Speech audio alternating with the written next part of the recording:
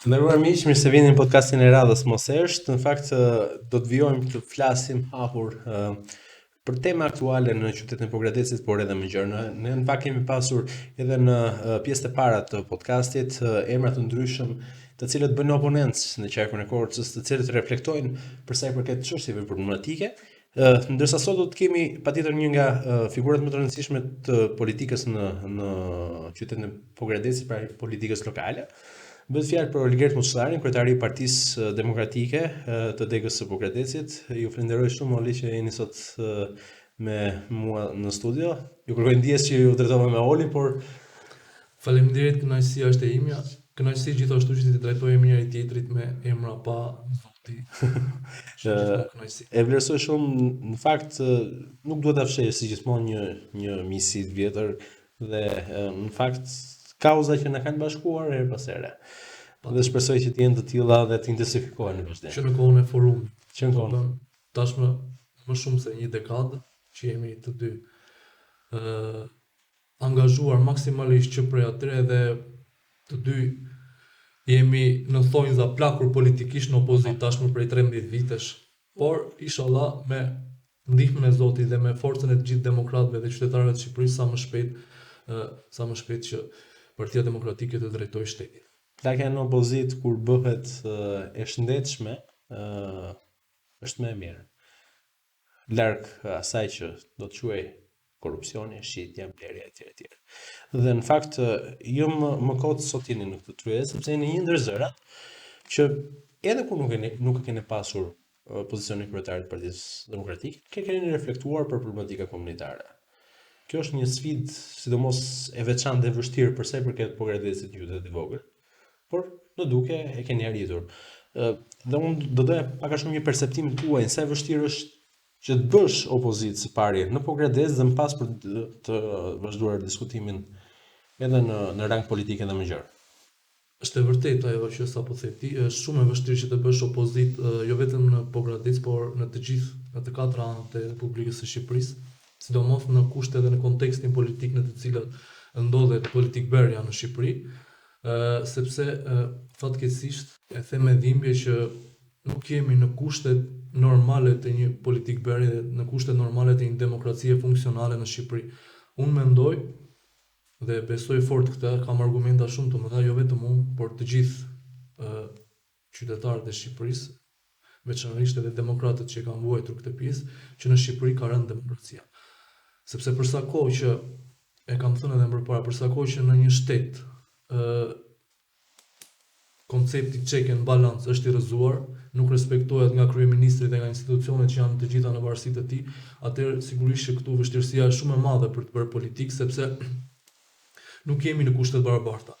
Ndërkohë që Partia Demokratike prej vitesh ofron alternativa, ide, bën politikë dhe përfaqëson mënyrën se si duhet të zgjidhen problematikat në të gjithë Republikën e Shqipërisë dhe kryesisht po flas për Pogradecin, Partia Socialiste nuk e bën këtë. Fatkeqësisht Partia Socialiste e ka kthyer organizatën e saj politike në biznes.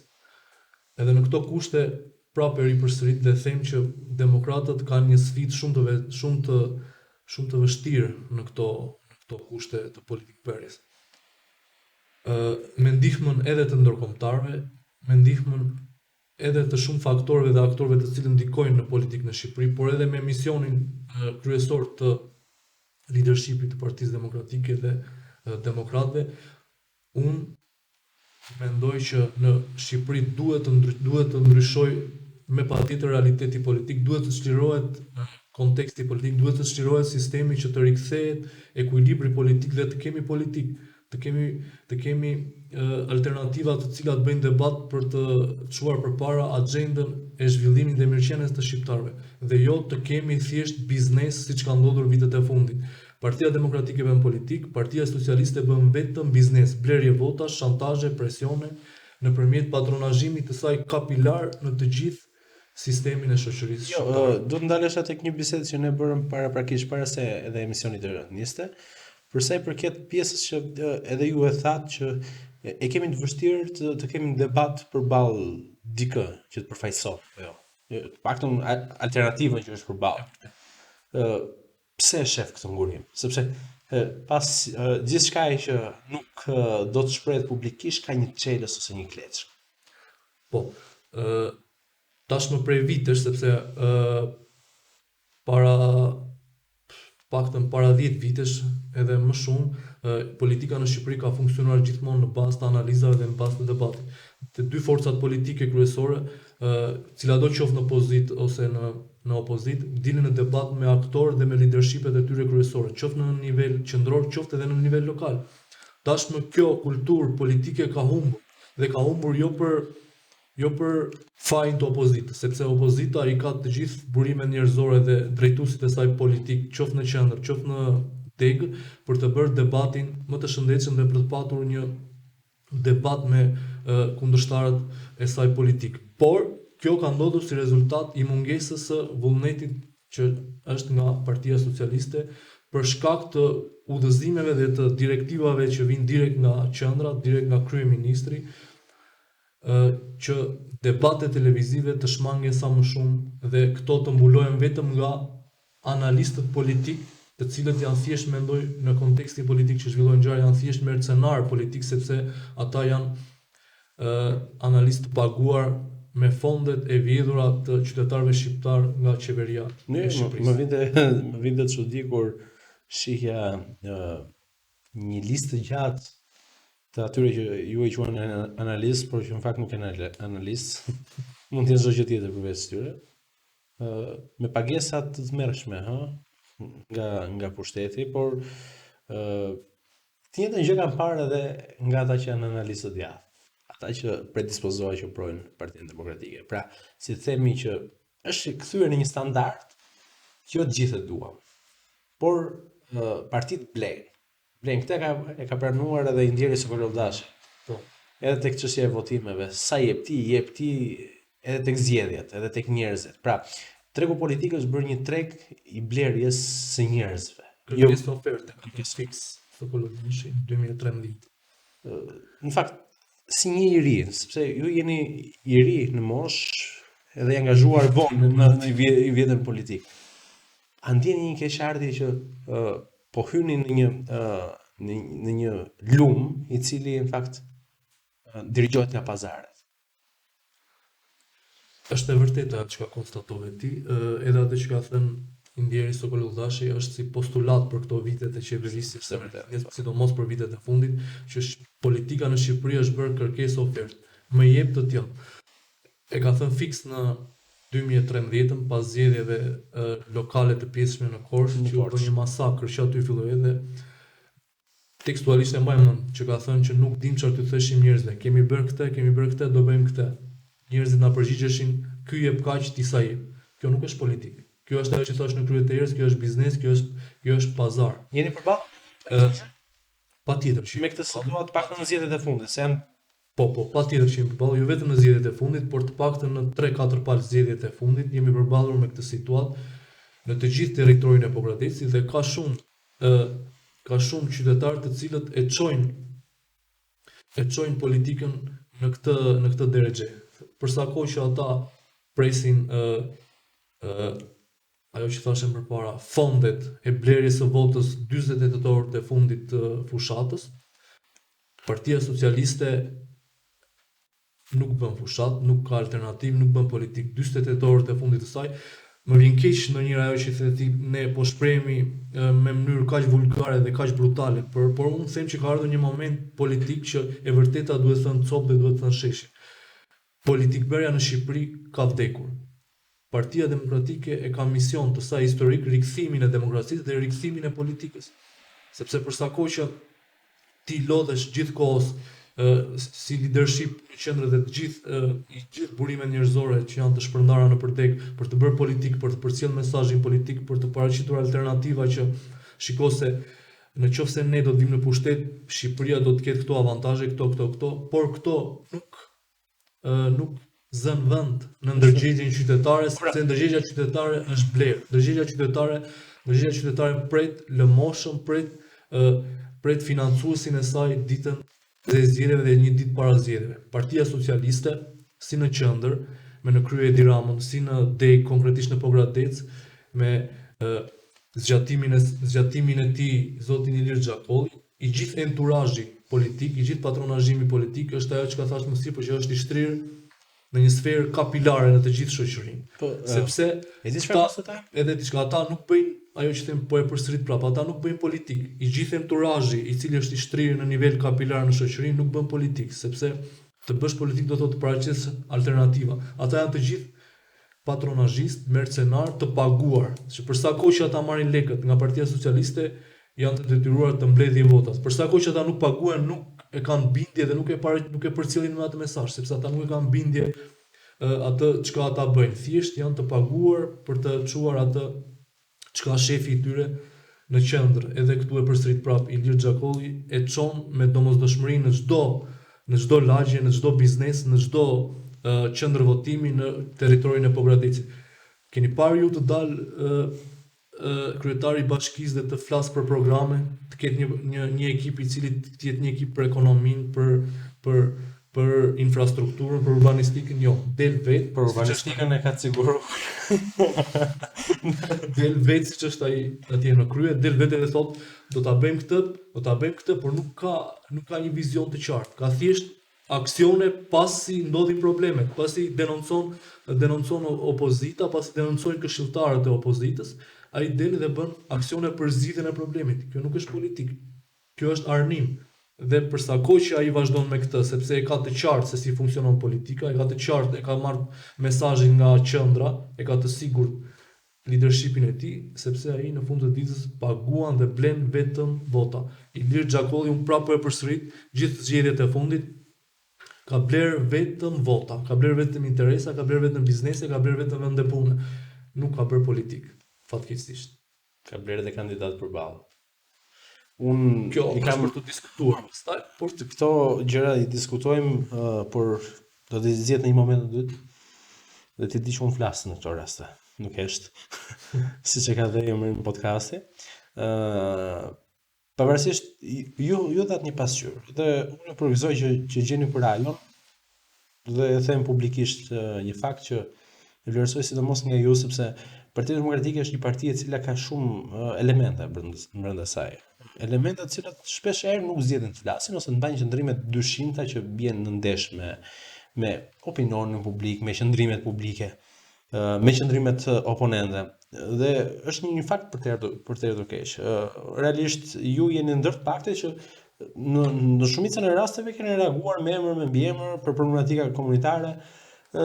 Mbase ato nuk kanë marrë një zgjidhje, por në fund ditës ju elementin tuaj e keni përfunduar. Pra, keni folur.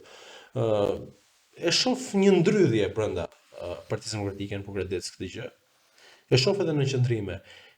Pas zgjedhjeve të fundit, ka pasur një proces analize Partia Demokratike për të ardhur deri sot këtu ku jemi? Konteksti politik e përsërit prapë është shumë i vështirë, 13 vite për Partinë Demokratike, për demokratët edhe për qytetarët në përgjithësi janë shumë të vështira. Dhe të veprosh dhe të punosh dhe të bësh politik në këto kushte sigurisht që është një sakrificë për të gjithë demokratët, edhe në këto kushte që po operohet në politik, pa diskutim që ka edhe probleme shumë të mëdha. Unë pranoj dhe jam konshient për këtë që edhe Partia Demokratike në Pogradec ka shumë probleme, sepse arsyeja kryesore është 13 vite në opozitë dhe njerëzit deri diku janë lodhur. Çfarë janë demokratët sot? Procesi i analizës është momentalisht duke u zhvilluar në degën e Pogradecit dhe në qarkun e Korçës, pavarësisht se me vonesë, por Partia Demokratike kishte si qëllim pritjen e daljes së raportit përfundimtar të OSP-Odirit për t'i faktuar të gjitha ato të cilat ajo pretendonte, me argumente dhe me dosjen e saj që e ka bërë edhe publike. Analiza po bëhet dhe do të bëhet në të gjithë cepin e Pogradecit, por një fakt është i pakundërshtueshëm. Dhe del si element thelbësor në të gjithë këtë analizë që Partia Socialiste po qeveris me vota minorance. Partia Socialiste nuk ka marrë mbi 50% të votave në të gjithë Shqipërinë që të qeverisë vendin. Por për shkak edhe të gabimeve tona, patjetër, por për shkak të reformës zgjedhore dhe për shkak të imponimit të saj politik, prishjen e marrëveshjeve, se unë kam thënë edhe ripërsërit prapë, zoti Rama nuk është më nuk është një politikan me të cilit mund të bësh marrëveshje për hir të zhvillimit politik dhe për hir të agjendës të zhvilluese të Shqipërisë, por ai ka arritur në kushtet që sociopatike të tij, sepse të mos respektosh hallkën e fundit të një shteti, cilët janë vendimet e gjykatës kushtetuese, atëherë ky shtet ka rënë. Koncepti check and balance ka rënë. Atëherë çfarë ngjelet opozitës? Opozita në fund të ditës si mjet kryesor të saj ka fjalën. Dhe për sa kohë që të gjithë këto institucione të cilat duhet garantojnë ekuilibrin politik në Shqipëri nuk funksionojnë dhe janë të gjitha në funksion dhe në mbështetje të autokracisë dhe të rritjes së pozicionit politik të zotit Rama, atëherë edhe Partia Demokratike ka shumë të vështirë që të operojë në këto kushte. Pavarësisht se e thash edhe më përpara që janë disa probleme kryesore që kanë çuar në këtë kontekst politik shumë jo favorizues për Shqipërinë dhe për Bogradecin në veçantë. Por të rikthehem edhe njëra aty ku e thash në fillim që Partia Socialiste qeveris jo me shumicë votash, por për shkak të përçarjes së opozitës, për shkak të kodit zgjedhor, për shkak të mungesës së koalicioneve, për shkak të marrëveshjeve të prishura, edhe ato që kanë rënë dakordsi me opozitën, sigurisht që Partia Socialiste merr 83 mandate me më pak se 50% të votave. Atëherë kjo nuk është demokraci. Kjo është autokraci e cila është në funksion vetëm të një projekti, enturazhit politik dhe autokracisë të zotit Rama. E kuptoj. Ju konstatuat një pafuqishmëri sociale më tepër se politik, ku përmendët faktin që Partia Socialiste sot ka gjitha mekanizmat financiare, mekanizmat e pushtetit e tjerë, ndërkohë opozita për gjatë vite është në opozit prapë, në pamundësim për të pasur edhe asete financiare, logjike për të pasur një parti politike, siç ndodh në çdo organizat. Unë personalisht e pyes veten, cili duhet të jetë veprimi, cili duhet të jetë akti që duhet të bëjë Partia Demokratike për të rrezuar Edi Ramën. Dhe shpesh nuk e marr një përgjigje as nga vetja ime. Unë besoj që duke qenë se Partia Demokratike i ka ezauruar pothuajse të gjitha mjetet politike me këtë kryeministër, radikalizimi dhe presioni që duhet bëjë opozita ndaj majorancës ose më saktë ndaj kryeministrit, sepse majoranca nuk ka as vetëm një person, ndaj kryeministrit, unë besoj që mjeti i vetëm që ka ngelur përveç faktorëve të tjerë që janë jashtë presionit ndërkombëtar që është shumë i rëndësishëm, mjeti i vetëm që i ka ngelur opozitës është radikalizimi i protestave, radikalizimi i aksioneve të saj politike, sepse zoti Rama tashmë prej disa kohësh nuk po e konsideron në opozitë. Çfarë do të thotë mos konsideruar as para zgjedhjeve? Vitet e fundit sidomos. Çfarë do të thotë mos konsiderosh opozitë? Do të thotë që ti mund të bësh çfarë do lloj gjëje në këtë shtet dhe nuk ka asnjë lloj barriere, nuk ka asnjë lloj pengese ose asnjë lloj kontrolli i cili do të çojë në ekuilibrin politik, sepse opozita në një demokraci funksionale është, e kam thënë edhe prapë përsëritësh, gardiane e shtetit. Përpos alternativës së saj për ta çuar përpara zhvillimin e vendit është edhe gardiane që nuk e lejon majorancën të shkojnë në autokraci.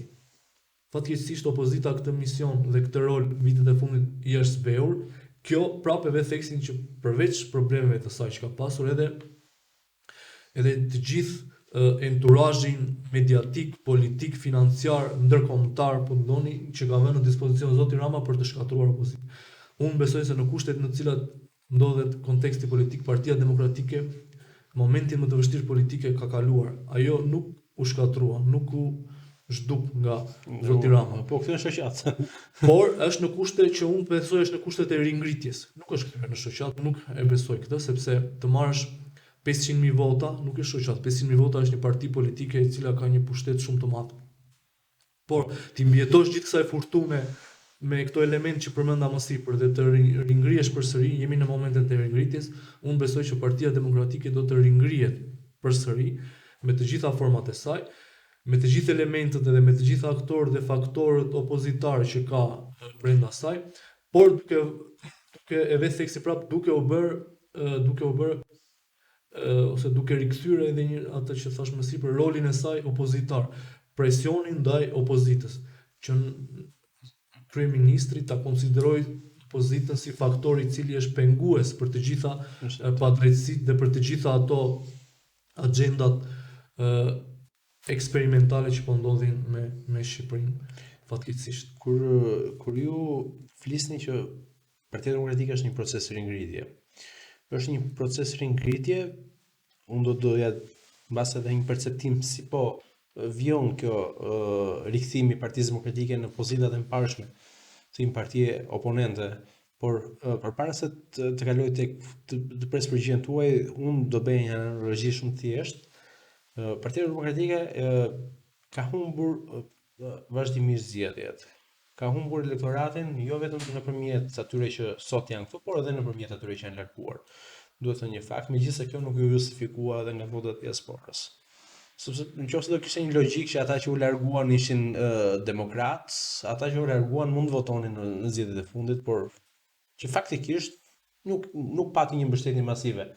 Vota diasporës, të jemi të sinqert, ndjes për ndërprerjen është e gjitha e manipuluar dhe e çuar në skemën e patronazhimit edhe jashtë shtetit. Përveç patronazhimit kapilar brenda shtetit, kishin patronazhim kapilar edhe jashtë shtetit. E gjitha kjo e financuar me burime financiare të korrupsionit, të krimit të organizuar nga Partia Socialiste. Unë nuk do ta vë ndyshim në asnjë moment këtë dhe nuk e vë ndyshim asnjë dëgjues apo shikues që na ndjek. Por mendoj edhe një fakt tjetër, që pavarësisht që Partia Socialiste kishte gjithë mekanizme e patronazhimit që ju e thoni, mekanizmin e blerjes votës edhe atje në fshatrat më të thella të Greqisë apo në zonat më të larta të Amerikës, PD-ja ishte inekzistente. E vërtetë është për shkak të mungesës së fondeve financiare të cilat për të mbështetur gjithë këtë infrastrukturë me burime njerëzore, sepse duhen fonde të jashtëzakonshme. Partia Demokratike nuk i ka këto fonde të jashtëzakonshme sepse nuk ka para korrupsioni, para krim. Kjo që thoni ju, i ka të gjitha këto burime financiare nga ato burime që unë thash pak më sipër. Kjo që thoni ju është një thikë me dy presa, sepse nga zgjedhjet në zgjedhje Partia Demokratike varfërohet më shumë. Jo, nuk është. I ulet kapitali. Nuk është e vërtetë. Vetëm zgjedhjet e parafundit, të jemi të sinqert, 2023 ishte në kushte, ajo që thash më përpara, që i rezistoi zhdukjes, ishim në kushte shumë të vështira politike, edhe pa vull, edhe pa logo, pra Partia Demokratike mori mbi 500.000 vota. E njëjta situatë edhe në 2025. Marrim një rast. Të gjitha ato që ka denoncuar Partia Demokratike tashmë nuk e vë një ndyshim që janë të gjitha të vërteta dhe po vërtetohen. Përveç kësaj, Zoti Rama përdor të gjithë pushtetin e tij edhe ndaj drejtësisë. Sapo doli para disa ditësh që gjyqtarja e GKK-s, zonja Irena Gjoka, ishte dënuar në Greqi. Zoti Berisha e ka denoncuar para shumë kohësh këtë që mua po më dënon politikisht dhe u vërtetua të gjitha ato që kanë thënë Zoti Berisha që arresti shtëpiak ishte i paligjshëm. Këtë u shpreh edhe gjykata kushtetuese që arresti i shtëpiak ishte i paligjshëm. Po për sa kohë që ti i shpall të gjitha këto të paligjshme, por aman dëmin ja ke bërë opozitës, ti ke krijuar një vështirësi shumë të madhe politike, sepse edhe opozita nga njerëz përpel, nga mendime, nga ndërgjegje, nga perceptime politike që vjen një moment që lodhen. Por unë them që jemi në momentet e përsërit prapë në momentet e ringritjes, në momentet e ngritjes së frymës, për të cilat duhet edhe një shkëndij shumë e madhe edhe nga leadershipi i Partisë Demokratike edhe nga qendra me qëllim për të angazhuar më shumë edhe strukturën e Partisë Demokratike që për hir të së vërtetës e ka ndier shumë peshën e lodhjes, por unë besoj prapë që jemi në kushtet e një misioni dhe duhet jemi të gjithë edhe them prapë me bindje të gjithë dhe ata që kanë qëndruar janë heronj, sepse nuk i ka blerë pushteti, i kanë qëndruar përballë pushtetit. Ata të cilët i ka blerë pushteti, pastaj nuk kanë çfarë. Atyre i qof puna e mbarë dhe çmimi me i lirë herën tjetër, se i kanë ka dhe këtë përgjedes disa që dezertojnë sa majtas djathas, dalin brenda vulës, jashtë vulës, në fund fare vulosen për një vend pune. Ka shumë ka edhe në përgjedes shumë. Ka. Mua një fakt tjetër më bën çudi brenda Partisë Demokratike. Forma kryesore në një subjekt politik të tje i një fëmirë këtë situatë edhe për shkak të profesionit është marketing. Marketingu është një mjet që të bën të komunikosh njëkohësisht me mira qytetarë, të cilët mund të kenë ide të ngjashme, të cilët mund mos ju kenë votuar, por në moment caktuar mund të bien dakord me ju. Për sa i përket abuzimit, bien rrugët, beten pa ujë, beten pa drita, i ndërpritet asistenca, largohen nga puna padrejtisht. Po di unë, një sër abuzimish i merret toka, se tani janë të zakonta këto pjesë. Skandali është bërë normal në Shqipëri dhe nuk na vjen çudim më tani. Por ajo që shoh është se Partia Demokratike po gradet, do qëndron po gradet sepse Korça ka disa ndryshime të vogla në krahasim me Pogradecin, Maliqi është inekzistent fare për të vazhduar. Kolonja ka shkëndijat e saj, Devolli ka shkëndijat e saj, por Pogradeci ka një specifik veçantë ndryshe nga këto vende. Duket sikur PR i faqes varet për një njeri që është antar i thjesht i Partisë Demokratike. Bëhet fjalë për një far Gendi Çela. Është demokrat, patjetër nuk i heq pikën në të qenë demokrat, por emigrant. Dhe në fund ditës shoh që faqja zyrtare e Partisë Demokratike nuk bën asnjë ditë të vetme ngritjen e një kauze, madje edhe ju kur keni reaguar në profilin tuaj personal që më pas e keni adresuar dhe në media. Por ka vetëm për qëllim promovimin e një individi. Çfarë po ndodh? Kujt po i çon ujë në mulli Partia Demokratike dhe a është ky vullneti i demokratëve të Pogradecit, i demokratëve të antarëve të kryesisë së kësaj partie?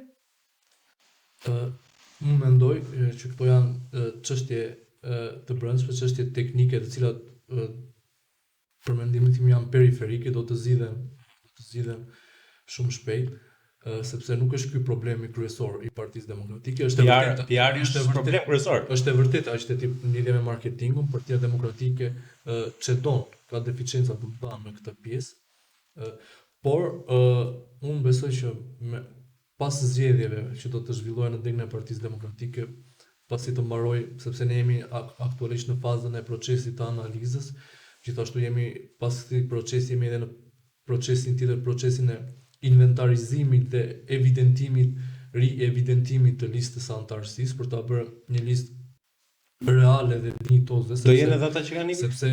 Sepse po, kjo do ngrihet një grup pune, një strukturë e veçantë për analizimin, evidentimin dhe rivlerësimin e listave të Partisë Demokratike të degës Pogradecit, sepse ka shumë persona ajo qyteti, ka shumë persona të cilët fatkeqësisht nuk jetojnë më, ka shumë persona të cilët nuk janë më në Partinë Demokratike dhe do bëhet një inventarizim i saktë dhe pasi të mbarojnë këto procese do Partia Demokratike Pogradec, si në të gjithë Shqipërinë, do të hyjë në një fazë zgjedhjes. Ka nisur Ky proces ka nisur dhe besoj do të zgjas deri në mars.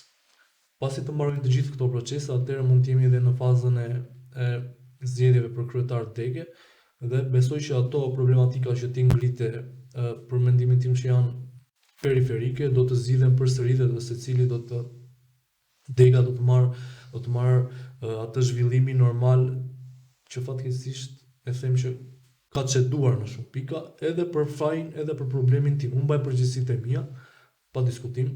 Këtë një vit që kam qenë kryetar i komanduar, kam pasur edhe unë problemet e mia, kam pasur edhe unë ato deficienca të cilat janë vënë re në të gjithë Pogradecin dhe në të gjithë antarët e Partisë Demokratike, por po them, rikthehem prapa se më sipër që ne po veprojmë në kushte shumë të vështira politike. Është shumë e vështirë që unë si kryetar dege të motivoj të motivoj gjithë antarët, gjithë qytetarët e Republikës së Shqipërisë, përsa kohë që i gjithë ky motivim dhe gjithë ky frymëzim nuk vjen edhe nga qendra. Qendra duhet na ndihmojë, domethënë leadershipi qendror ka një peshë shumë të madhe. Jo vetëm në Partinë Demokratike, por në çdo lloj organizate politike, për cilën mesazhet nga leadershipi qendror ta çliron shumë punën. Minimumi sjell modelin, sjell modelin edhe ti vetëm merresh në degë merresh me organizimin e degës dhe çon përcjell mesazhet e qendrës, përcjell mesazhin politik, nuk mbart mbi vete kusuret e trashëguara të cilat duan kohën e tyre, po unë them që Partia Demokratike është në një proces rrëngritje, them që do do motivohet e gjithë struktura, do frymëzohet dhe Partia Demokratike ka mision historik të saj rikthimin e politikbërjes në Shqipëri, rikthimin e rotacionit dhe rikthimin e Shqipërisë në shinat normale të demokracisë, sepse tashmë nuk jemi më në demokraci, por jemi në autokraci. E qartë, ju po flisni për një proces i cili pritet që të jetë në javët ose në muajt të vazhdim, pra procesi i vetë riformatimit të Partisë Demokratike, çka nuk kupton një shkundje të saj, logjikisht. Megjithëse akoma nuk ka një datë apo jo? Jo, akoma nuk është vendosu data, por besoj që të vendoset pase besoj marsi do jenë zgjedhje në të gjithë Shqipërinë dhe do jenë zgjedhje para se të zhvillohen zgjedhjet e përgjithshme për kryetar të përgjithshëm, do zhvillohen zgjedhjet në të gjithë degët. Okej, pse parashikohet që të ketë edhe zgjedhje për kryetarin e përgjithshëm? Po, patjetër, në prill të 2022-shit janë bërë zgjedhjet që është zgjedhur zoti Berisha. Besoj që në prill prap të këtij viti do të ketë zgjedhje për kryetarin e përgjithshëm. E qartë, për sa i përket kësaj situate, nuk besoj që janë shumë muaj distancë, sidomos kur bëhet fjalë për politikë. Në politikë koha ecën shumë shpejt. Madje është një diçka që po e kape kohën një mik i imi dhe profesori im thoshte varimi dhe politika kanë të dyja fushata zgjedhore kryesisht, kanë të dyja të njëjtën motiv, fabule. Të dyja kanë kohën e prerë. Kështu që edhe çështja. Për sa i përket kësaj situate, besoj që sot akoma nuk ka nisur faza për propozimin e emrave të cilat mund të jenë në listë apo jo. Si kandidat të mundshëm për kryetar partie. Jo, akoma nuk ka nisur. Diskutohet patjetër në anëtarësi, edhe në gjithë qytetarët e Poradecit, por e thash, është jemi në një proces tjetër, analize dhe proces ri-evidentimi dhe ri-vlerësimi. Jo, pavarësisht unë do të kaloja vetëm tek çështja të listës anëtarësisë, sepse kryetari i Degës siç e dihet i zgjidhet nga një anëtar një vot, por pa u mbyllur ky proces, procesi i analizës dhe procesi i saktë përfundimtar i vlerësimit të listës përfundimtare, nuk mund të hyjmë në procesin për zgjedhjen e kryetarit. Okej, jo. Sepse do jetë me këtë listë që ndodhet aktualisht, edhe për sa kohë që ka ardhur një udhëzim nga qendra, nga sekretari i përgjithshëm politik zoti Inoka, ka ardhur një udhëzim nga qendra që lista e Degës duhet të përditësohet për ato arsye që unë i thash më sipër, nuk mund të hyjmë në një proces për zgjedhjen e kryetarit të Degës sepse do jetë një proces i kontestuar.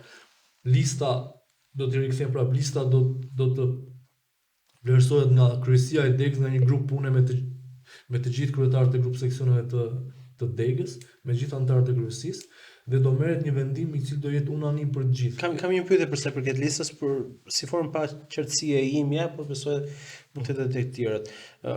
Di që anëtarësimet në Partinë Demokratike kanë qenë të mbyllura.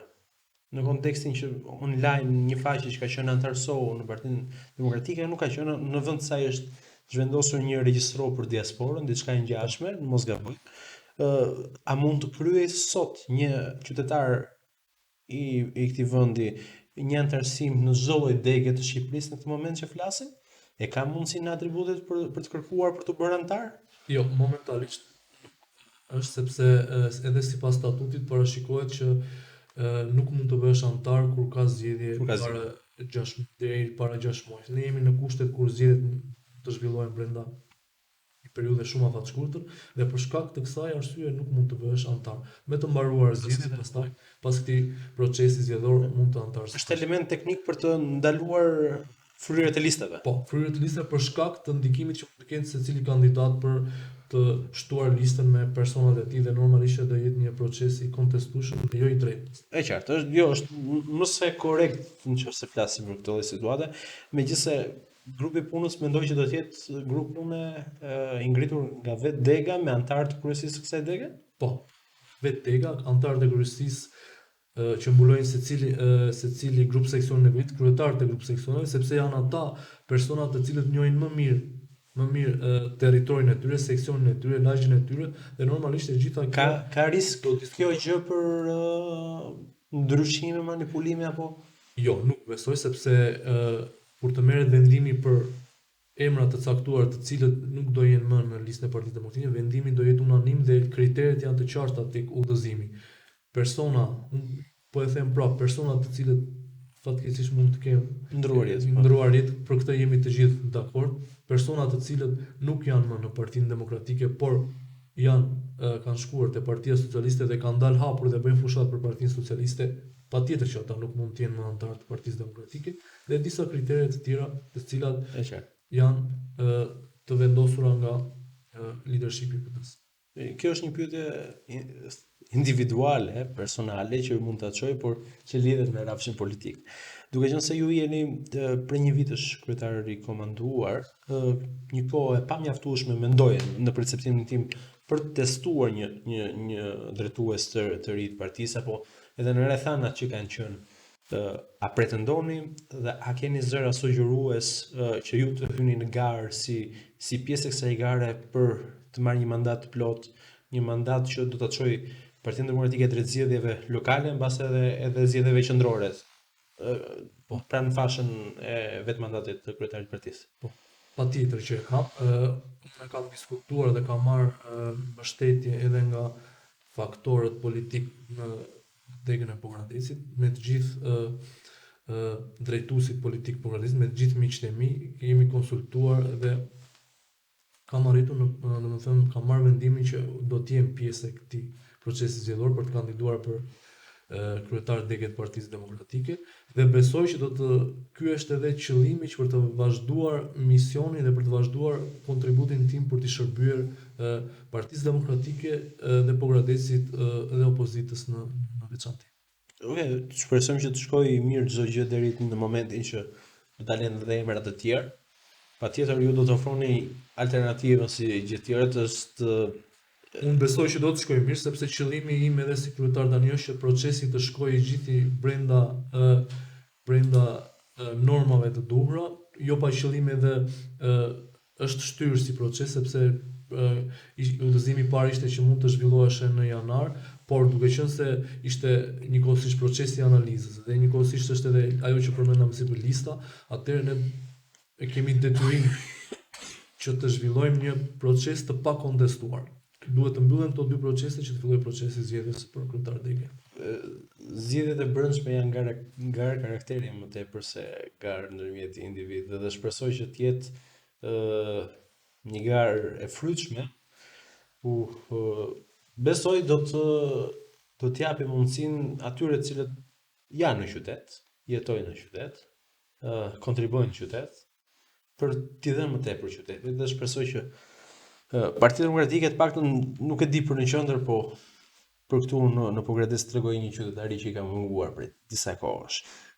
Gjithsesi, përpos kësaj pjese, vetë subjekti në të cilin ju bëni pjesë është në atë garën e vazhdueshme dhe në sfidën e vazhdueshme për të ndryshuar atë që do të njëjë një sistem i ndërthurur prej vitesh, nëpërmjet të gjitha abuzimeve apo asaj që zoti Berisha e quajnë si narkoshtet, vazhdimisht shohim një retorik të zbutur politike, nuk është aq radikale në konceptin e të bërit opozit, e kanë fjalën tek protestat më tepër. Dihet që protesta më e dhullshme në Shqipëri është 21 janari. Dhe me çfarë ne kemi kuptuar nëpërmjet asaj retorike që vjen nga qendra e Partisë Demokratike është që nuk duhet të përsërisim skenar apo elemente të tilla. Si po inkuadrohet, si po drejtohet e gjithë situata për sa i përket mos kënaqësisë popullore apo mos kënaqësisë opozitës? Pra, cili është aksioni politik dhe a do të jetë vetëm në kryeqytet apo do të fillojë të zhvendoset edhe në qytete të tjera si në qytetet e qarkut Korsës apo qytetet e tjera të vendit? Ligjërimi politik dhe diskursi politik i zotit Berisha normalisht që është larg dhunës. Patjetër nuk mund të përsëritim 21 janari, sepse ajo për mendimin tim ka qenë një ngjarje shumë e rëndë për Shqipërinë, sidomos në ata persona që fatkeqësisht u monitën, por Partia Demokratike, unë e thash edhe pak më parë, duhet të radikalizoj protestat dhe qëndrimet e saj politike. Sepse e ritheksoj prapë, mjetet politike demokratike në Shqipëri kanë humbur. Cili është misioni i Partisë Demokratike? Të rikthejë demokracinë, të rikthej normalitetin politik, të rikthej ekuilibrin politik. Si arrihet kjo? Arrihet vetëm duke me këmbguljen e saj dhe me protesta të qëndrueshme dhe të vazhdueshme. Qofshin këto në qendër, qofshin këto edhe në degë të ndryshme, qoftë edhe në Pogradec apo edhe në qarkun e Kumshit.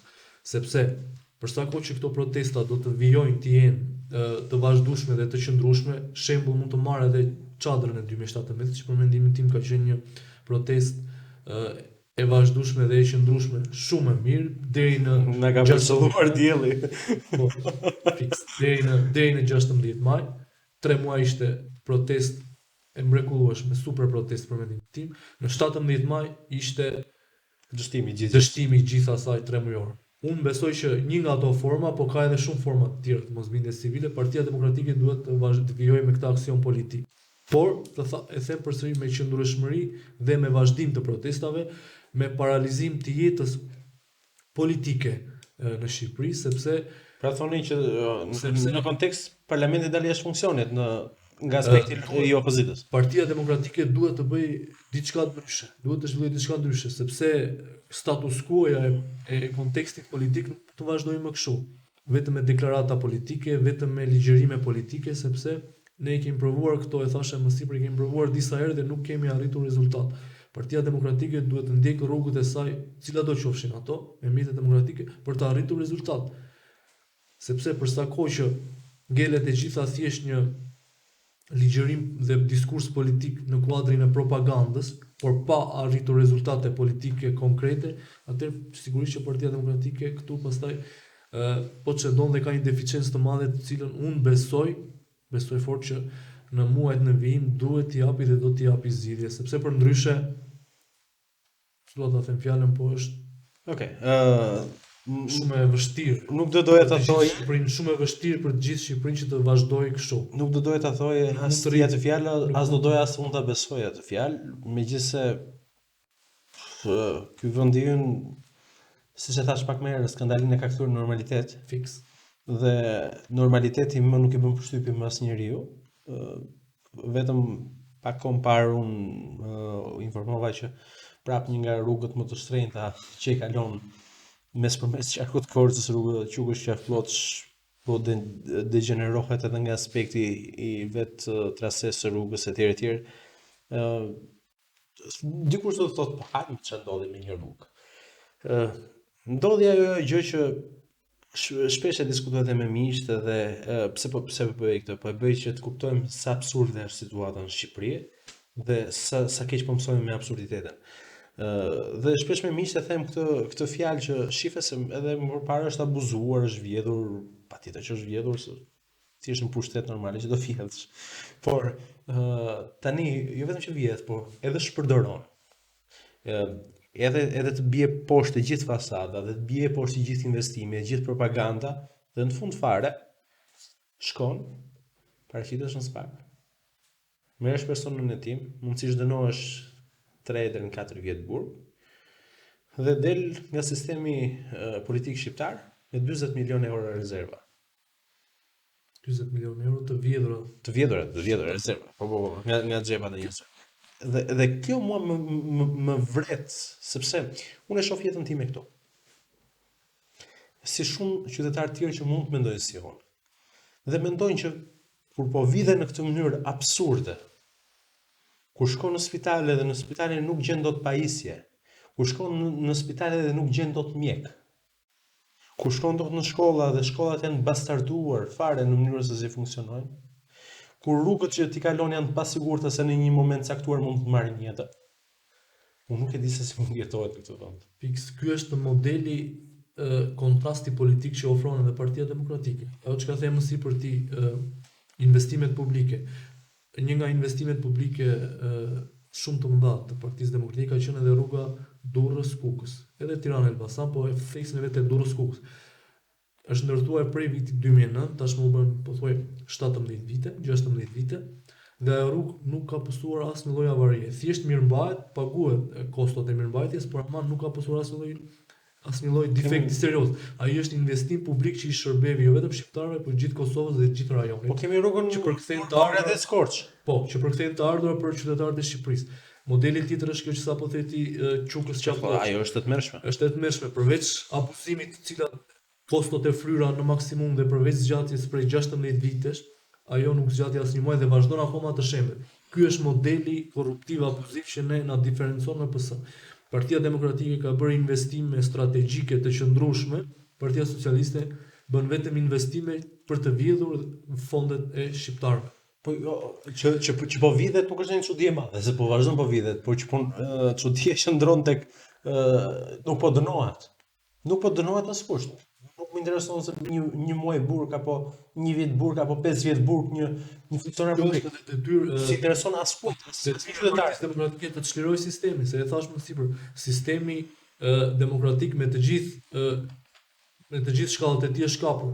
Ajo që përmenda pak më sipër që Irena Gjoka në vend të dënoj Belinda Balluku, por dënon Sali Berishën me arrest burg, kjo tregon që shteti është kapur. Si mund të dënohet Belinda Balluku kur ti ke kapur të gjithë sistemin e drejtësisë. Dhe ka edhe diçka tjetër që më pëlqen ta them her pas here, që ajo që përmende ti pak më sipër, qytetarët e Shqipërisë nuk po e shohin më të ardhmen në Shqipëri, sidomos brezit ton. Është e vërtetë.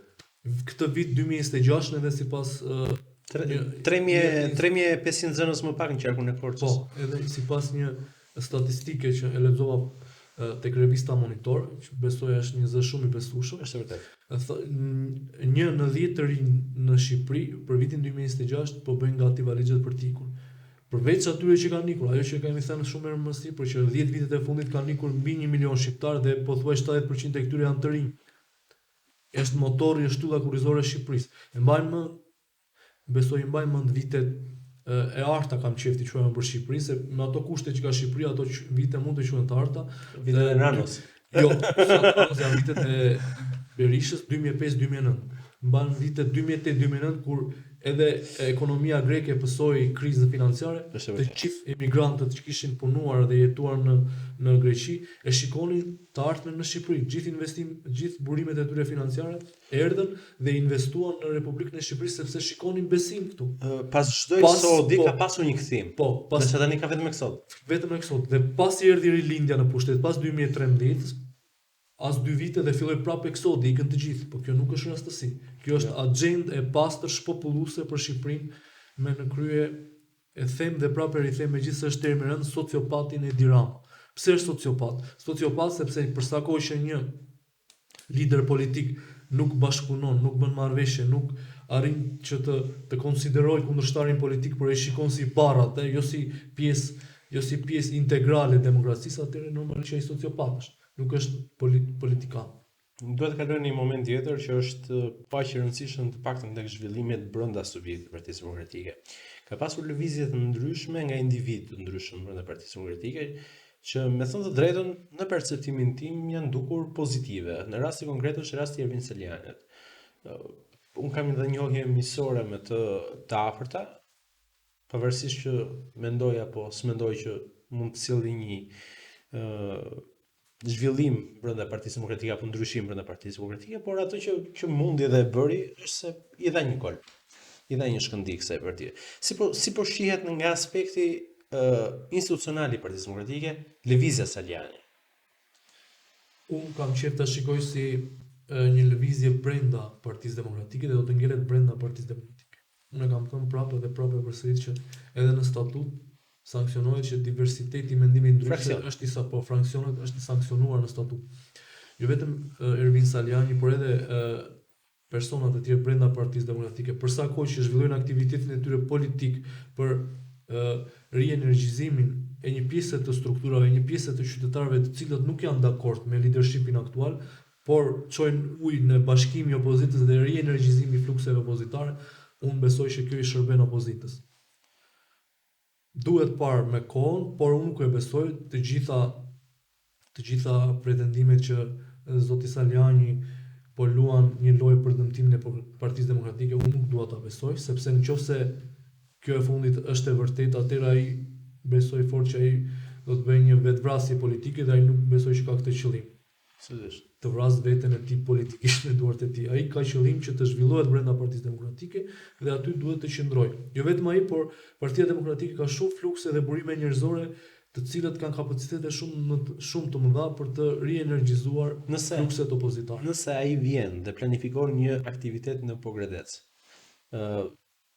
nga aspekti politik dhe institucional i partisë, e theksoj, si parti, me vendim kryesie, me vendim të organeve drejtuese të saj, do ta bojkotoj Partia Demokratike e Pogradecit, apo thjesht do ta lërë të hapur dhe të lirë për çdo qytetar, për çdo demokrat që mund të shkojë, sepse nga precedenti i fundit që ndodhi, të paktën disa mesazhe që qarkullonin në rrjet të pakonfirmuara, ato theksoj mund të jenë edhe fake news, thoshin që të bojkotohet në Korçë vajtja e çdo demokrati, sepse Ervin Saliani si vetë përjashtuar nga Partia Demokratike apo edhe elemente të tjera. Unë shikoj me pikpyetje të madhe pjesën e përcjelljes së mesazheve nga leadershipi i qoftë qendror, qoftë edhe lokal i Korçës në rastin konkret që të bojkotohet takimi i Zotit Saliani, por unë besoj që unë jam kryetari i degës, por vendimet duhet të jenë kolegjiale dhe të diskutuara me gjithë kryesinë. E thash edhe më sipër, prapë rikthem, Ervin Saliani po bën një lëvizje brenda Partisë Demokratike. Demokratët, ti e di shumë mirë, një gjithë janë deri diku një pjesë e madhe janë rebela. Është e pamundur që ti drejtosh të gjithë ndryshe si nga Partia Socialiste brenda garkut. Secili ka perceptimin e tij, idenë e tij, mendimin e tij, bindjen e tij, dhe unë nuk mund të ndaloj askënd që t'i them shko këtu, shko atje.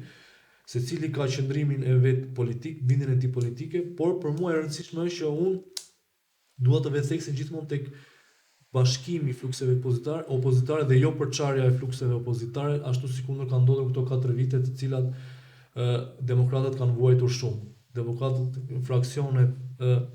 fraksionet të cilat nuk angazhoheshin, sepse kjo është e dhimbshme për Partinë Demokratike, mund të jesh opozitar, por edhe fraksionet të cilat nuk angazhoheshin në fushat për të bërë fushat politike për Partinë Demokratike, por rrinë të tërhequr dhe në disa raste edhe kundër Partisë Demokratike, atëherë kjo është e dhimbshme dhe shumë dëmtuese për Partinë Demokratike.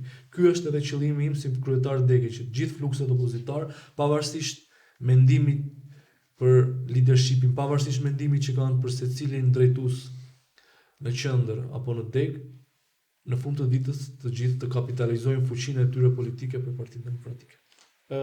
Po kalojmë drejt fundit dhe mua me të drejtë më lind një pyetje. Çfarë pret Partia Demokratike dhe çfarë pret Oli, të paktën gjatë muajve të ardhshëm? A ka shpresë reale për ndonjë ndryshim të kërkuar, për një ndryshim të synuar, apo ndonjë objektiv afat të shkurtër, Në them detyrimisht që do vi ndonjë flot helikopteresh nga SBA-ja, se është pak e vështirë që të ndodhi, po flas çfarë mund të ndodhi me zhvillimet e fundit, duke parë që ka një lëvizje të paktën nga sistemi gjyqësor në Shqipëri.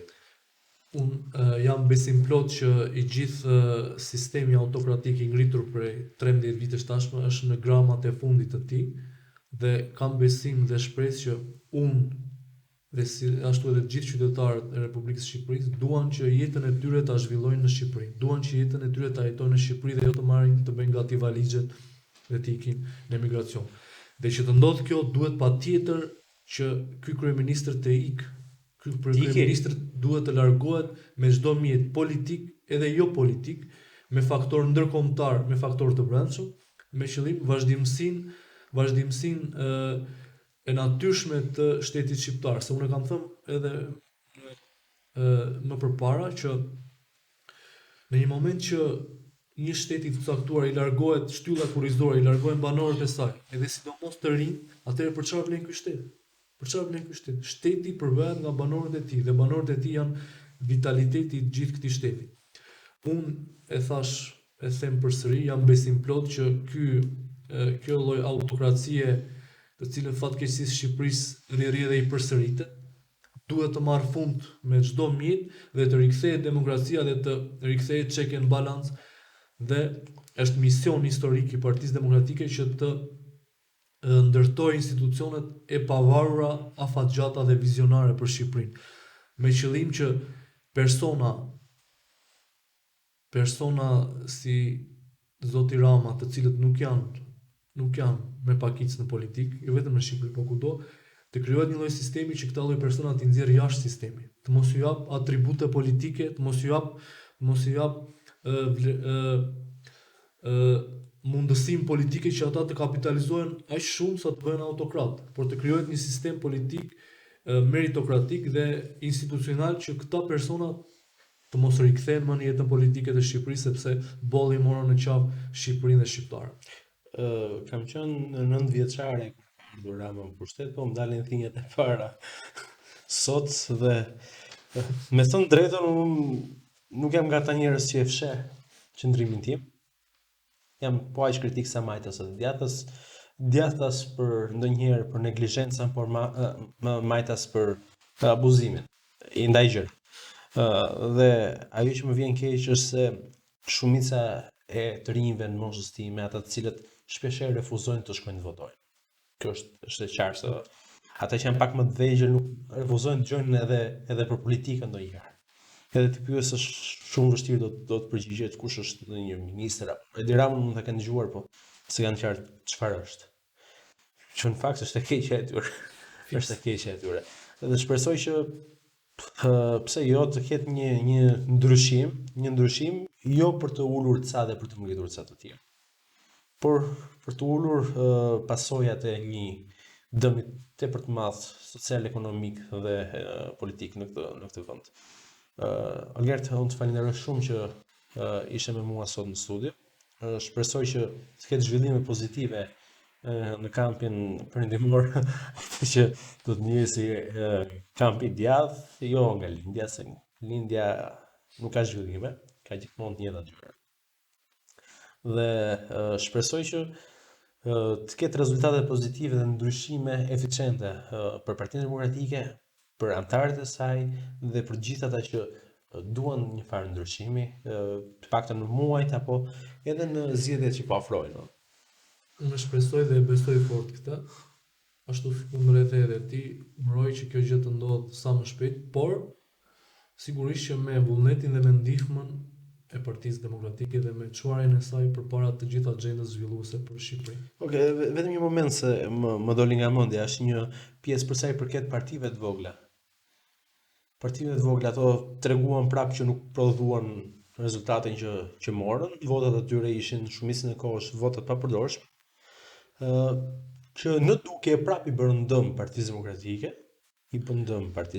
por si e shikon këtë pjesë nga kontakti që kanë terren? Po, kjo është një detyrë prapë e Partisë Demokratike për të korrektuar sistemin zgjedhor dhe për të çuar të gjithë flukset opozitare, të gjithë partitë e reja opozitare në thesin e opozitës. Do të thënë që të gjitha këto vota të prodhojnë vlerë demokratike, të prodhojnë mandate.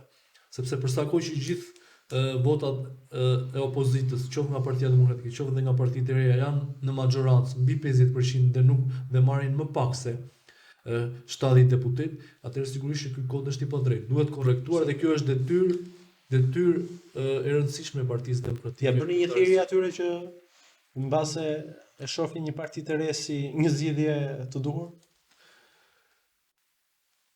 E thash edhe më sipër, e kam thënë edhe prap do ta rikthem, Partia Demokratike edhe për shkak të opozitës së saj të zgjatur ka patur problemet e saj dhe ka problemet e saj. Dhe kjo ka çuar që mungesa e besimit të qytetarëve në Partinë Demokratike është kapitalizuar ose është i ka çuar drejt votimit të partive të reja. Por sistemi politik në Shqipëri dhe përgjithsisht në të gjitha vendet e Perëndimit nuk lejon që partitë e reja, partitë e vogla të prodhojnë deputet dhe rrjedhimisht të çojnë në vendimarrje ekzekutive. Unë prap detyrë të rëndësishme i ve Partisë Demokratike, jo qytetarëve dhe partitë e vogla. Partia Demokratike duhet të ofrojë shpresë, besim dhe bindje që këta qytetarë të mos shkojnë te partitë e vogla, por të vinë tek Partia Demokratike. Është detyrë e Partisë Demokratike që të gjithë qytetarët opozitarë që nuk e votojnë Partinë Demokratike t'i bindë ata dhe t'i sjellë në gjirin e saj. Një ndër figurat publike të gazetarisë, një ndër gazetarët më të mirë shqiptar, paktën në vlerësimin tim, Armir Shkurti thotë që s'kemi forcë t'i provojmë gjithë, kështu që dua të të falenderoj edhe një herë për këtë bisedë të këndshme dhe siç e thash edhe një herë, të uroj sa më shumë suksese, të uroj ju uroj ju personalisht, por edhe ajo që ju përfaqësoni. Shumë faleminderit, kënaqësia ishte ime, gjithashtu kënaqësi e veçantë gjithmonë diskutimi dhe debati bashkë. Faleminderit. Të nderuar miq, sot ishim në studio me Oliger Pustarin, kryetar i Partisë Demokratike në Pogradec, i cili foli pak më hapur për ato që fliten dhe ato që nuk fliten në qytet, për sa i përket partisë së dytë më të madhe në vend, asaj që vjen si alternativë përballë atyre që sot ndodhen në pushtet, të cilët dukshëm krijojnë një pak kënaqësi, por përsëri mbeten në pushtet, kjo për ato çka ne diskutuam. Gjithsesi do të jemi përsëri me javën tjetër me një tjetër të ftuar në podcastin Moshesh. Deri atëherë ju uroj të jeni mirë.